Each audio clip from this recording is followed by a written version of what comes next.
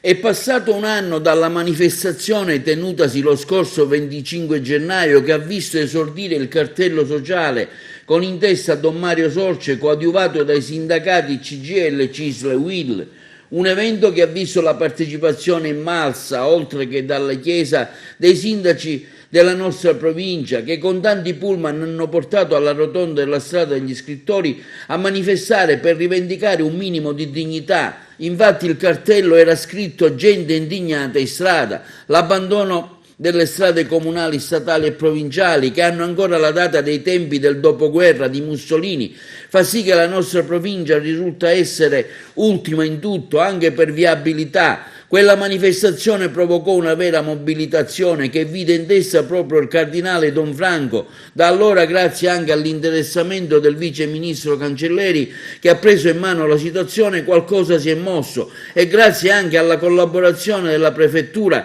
sono stati individuati dei tavoli divisi per zone stradali, la montagna, il mare, la Palermo-Agrigento, la Caltanissetta-Agrigento, il viadotto Morandi chiuso da anni per manutenzione, la galleria Spinasanta chiusa per infiltrazioni idriche. Insomma, una serie di obiettivi sono stati raggiunti che hanno anche portato all'idea di un finanziamento progettuale della futura strada a 4 corsie che racchiuderebbe l'anello autostradale che va da Castelvetrano fino a Gela passando per la nostra Agrigento.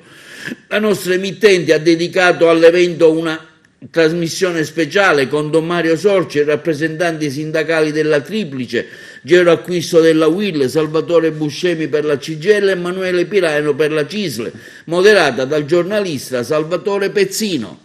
Va detto che c'è da parte mia un continuo tenere aggiornate la deputazione tramite una chat nella quale sono presenti tutti i deputati delle varie iniziative che noi facciamo, a diverse delle quali hanno anche aderito. È vero che la pandemia purtroppo non ci ha permesso di sviluppare maggiormente questo tipo di collaborazione. È vero anche che c'è una chat con tutti i sindaci con i quali ogni giorno mi sento, e non è un eufemismo ma è una verità, e con la quale al di là della fraternità e dell'amicizia o del cercare di sostenere anche nell'incoraggiare l'iniziativa di coloro che sono i primi in difficoltà nel territorio, anche e soprattutto in questo periodo, anche loro in diverse sollecitazioni sono stati presenti e hanno partecipato. Certo, io desidero continuare a pensare a una politica con la P maiuscola, dove non ci siano schieramenti di maggioranza e di minoranza, dove il deputato, che è l'espressione